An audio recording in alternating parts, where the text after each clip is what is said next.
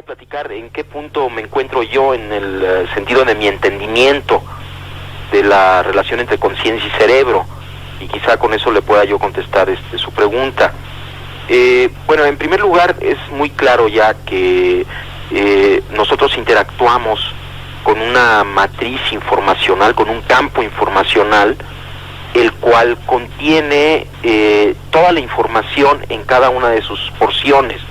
Es una matriz informacional de tipo holográfico, pero no hay a ese nivel cualidad de la experiencia, no hay objetos separados unos de los otros, sino que es un campo informacional de una complejidad extraordinaria. Nuestro cerebro interactúa con este campo informacional que algunos le llaman el campo cuántico, otros como David Bohm le llamaba el orden implicado, la teoría sintérgica le llama el campo sintérgico, en fin, no importa cómo se le llame, los físicos actuales están hablando de un campo preespacial. El cerebro interactúa con este campo y a partir de esta interacción, como una resultante final del procesamiento cerebral, aparece la realidad perceptual tal y como la conocemos. Esto es, los objetos con sus colores, con sus formas, con sus texturas. La información de estos objetos se encuentra en esta matriz informacional, pero no la cualidad. El cerebro está encargado de alguna manera de decodificar este campo informacional, y la resultante final es la realidad perceptual. Ahora, nosotros en general tenemos la confusión de ver la resultante final, en lugar de como resultante final, como estímulo primario. Y esto resulta de una incapacidad de acceso al proceso. En otras palabras, la resultante final de la interacción del cerebro con la matriz informacional, esta realidad perceptual, se encuentra en el punto final de un proceso, y nosotros como percatadores, como observadores, como testigos, nos encontramos en este punto final. No tenemos acceso a cómo se crea la realidad perceptual, sino solamente a su resultante final. Y de esta confusión resulta el hecho de que pensemos que esta resultante final no es nuestro producto. Ahora, desde este punto de vista, la capacidad cerebral ya a este nivel, o sea, esta impresionante decodificación que hace el cerebro de la matriz informacional para dar lugar a la realidad perceptual, ya es algo que ni siquiera alcanzamos a entender cómo hace el cerebro para lograr este portento, este milagro de la realidad común y corriente, de lo que vemos como una imagen visual, de lo que oímos como un sonido. Son tantas las operaciones cerebrales que se requieren para lograr este verdadero milagro que es la realidad cotidiana, que yo ya desde ahí me atrevería a decir que estamos ante un mecanismo, el cerebro humano, con capacidades prácticamente ilimitadas. Pero no se requiere ir más allá, o sea, sino simplemente considerar que esta matriz informacional que el cerebro decodifica es tan compleja, y es más compleja todavía la realidad perceptual, para quedar asombrados, ¿no? Para quedarse asombrados de la capacidad que tiene el cerebro para realizar lo más común y corriente, que es nuestra percepción visual, auditiva, etcétera, etcétera. Ahora, si ya nos vamos a funciones más complejas, bueno, pues la cosa se complica todavía más, ¿no? De tal forma que sí, desde un punto de vista fisiológico, no alcanzamos ni siquiera a entender cómo hace el sistema para funcionar en la manera cotidiana en la que lo hace, de tal forma que atreverse a decir que hay un límite para este funcionamiento, yo pienso que es demasiado atrevimiento. Evidentemente, los trabajos de Jacobo Grinberg, lo más importante quizá, están dedicados a estudiar a los chamanes mexicanos. ¿Cuáles son las experiencias de chamanes que más le han impresionado? Mire, es una pregunta que le agradezco mucho, porque me va a permitir a través de este intento de explicación, entender muchas cosas que hasta ahora he tratado de entender sin mucho éxito. A mí lo que más me ha asombrado de todo el estudio que he hecho de los chamanes de México es que estos personajes extraordinarios funcionan o parecen funcionar en una realidad que no tiene pasos intermedios, en donde no hay proceso. Por ejemplo, Pachita es uno de los casos más asombrosos que yo pude atestiguar. Yo trabajé con ella varios meses. Pachita, venía un paciente a verla, por ejemplo, alguien que tenía un problema pulmonar, y entonces si ella decidía, de alguna manera podía percibir directamente lo que le sucedía al paciente y lo que el paciente requería para mejorar. Si el paciente necesitaba, ella hacía una operación en donde extraía los pulmones enfermos e injertaba pulmones sanos. Ahora, esto es inconcebible. Vamos, la cirugía actual ya empieza a hacer este tipo de operaciones, pero la forma en la que Pachita hacía estas operaciones era con prácticamente las manos vacías. El único instrumento que utilizaba era un cuchillo de monte, muy burdo, muy grande, y además las operaciones eran realizadas en minutos. Era casi instantáneo, ¿no? Lo que se hacía. Y yo cada vez que veía esto y otras operaciones que están descritas en este libro que usted acaba de mencionar, me asombraba cada vez más de la inexistencia de pasos intermedios. Esto es, Pachita sacaba el pulmón enfermo, injertaba el otro pulmón y listo. De alguna manera todo quedaba arreglado, como si no hubiera necesidad de una serie de procesos que normalmente uno supone que deben de ocurrir para la interconexión de los órganos injertados. Y al preguntarle al Pachita qué pasaba, cómo es que hacía este portento, ella decía que el proceso simplemente ocurría así. No solamente operaciones de pulmón, sino de corazón, de cerebro, cosas verdaderamente extraordinarias, siempre tenían esta característica en donde parecería que Pachita estaba localizada como ser sentiente, como ser sensible, en un nivel de la realidad en donde lo que ella deseaba ocurría. No había ningún mecanismo aparente, ¿no?, entre su deseo y la realización del deseo. Y si su deseo era materializar un objeto, el objeto aparecía mágicamente de la nada, o si su deseo era desaparecerlo, también ocurría.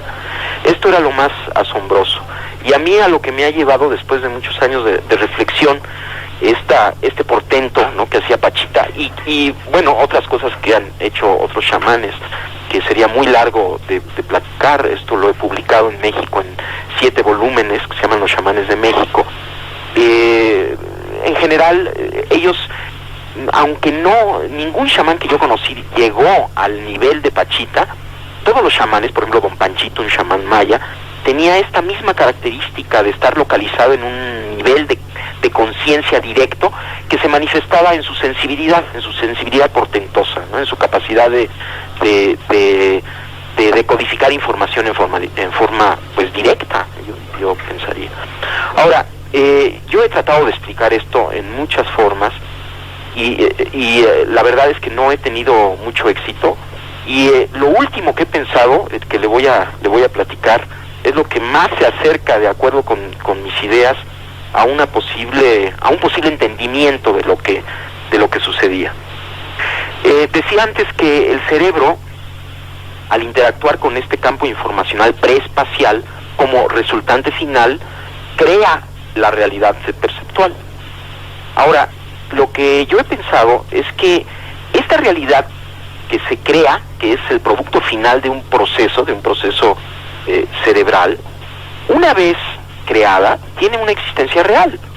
Esto es, lo que estamos viendo, los colores, las formas, existen en el nivel en este nivel que estoy mencionando. O sea, son al mismo tiempo un producto final de un procesamiento, pero ya que está esto, tienen existencia real, pero existen como conciencia, no existen como materia, sino existen como conciencia.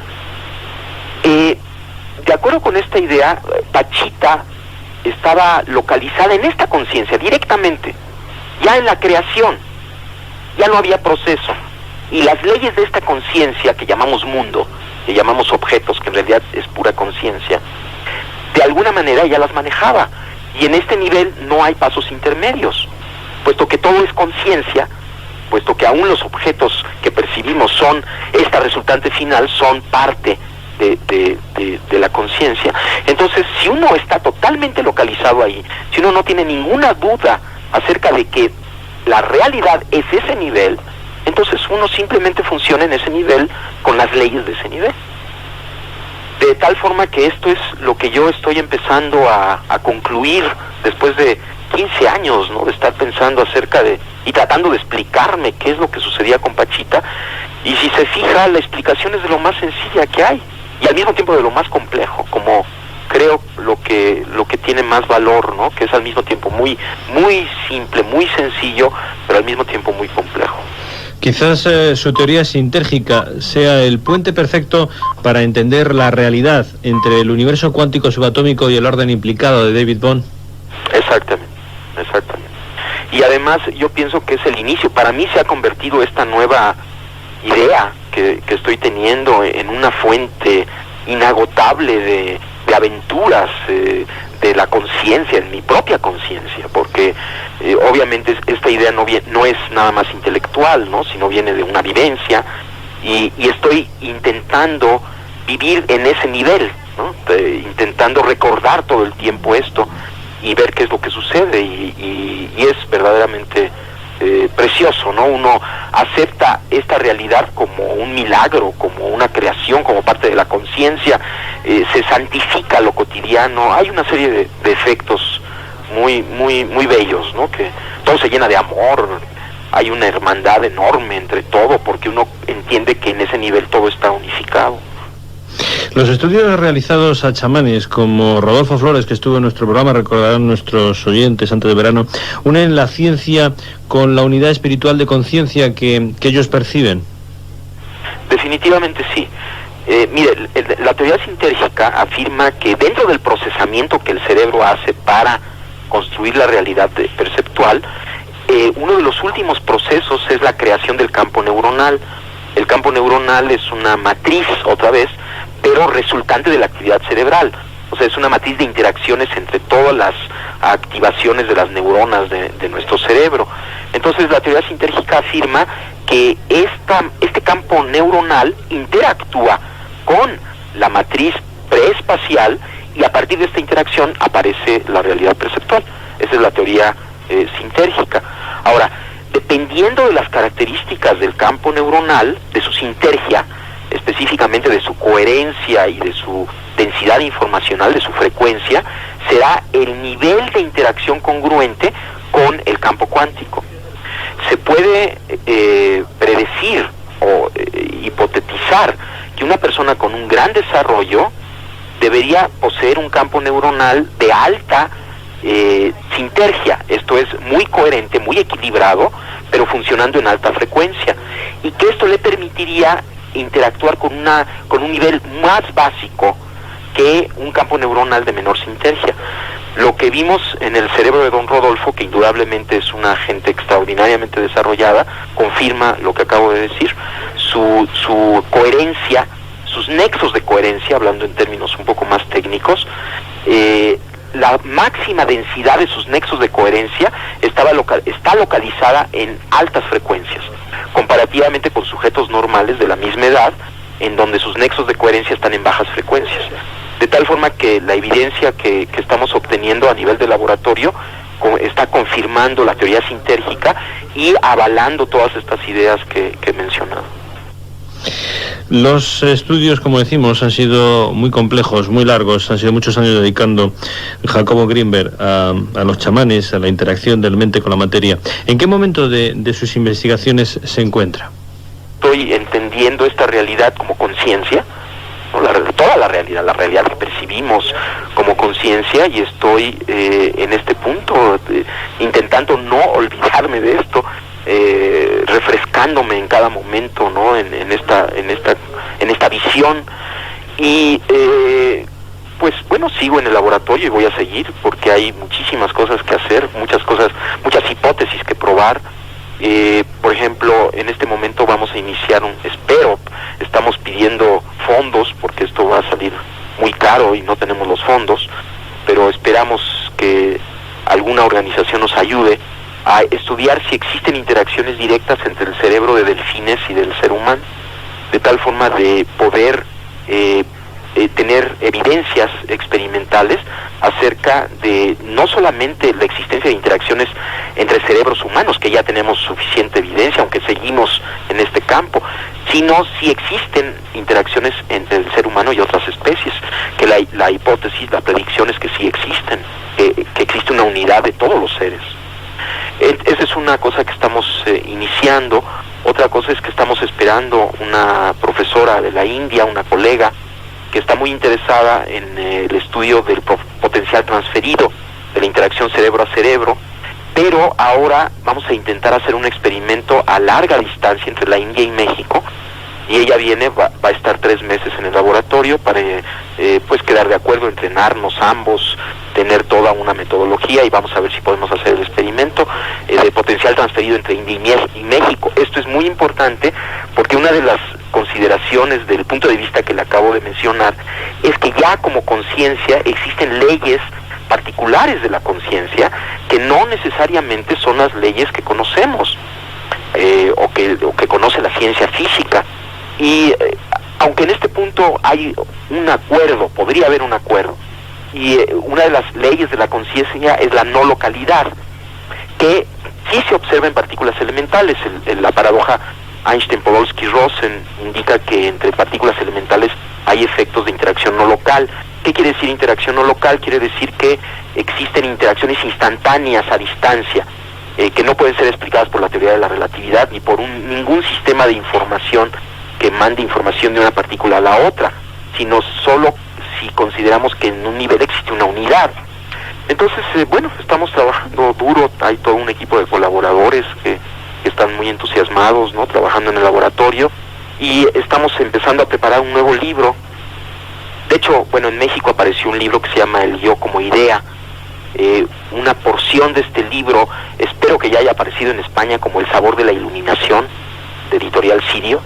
No sé, creo que ya debe de haber salido. Y estamos preparando un nuevo libro, ya es un libro coeditado, que se va a llamar La realidad como conciencia y la conciencia como realidad, en donde se van a manejar todas estas ideas de la realidad como conciencia, pero al mismo tiempo como producto final de un procesamiento, y la conciencia como realidad. De tal forma que hay pues muchas cosas que hacer, gracias a Dios, mucha curiosidad, ¿no?, por seguir avanzando, y con mucho agradecimiento por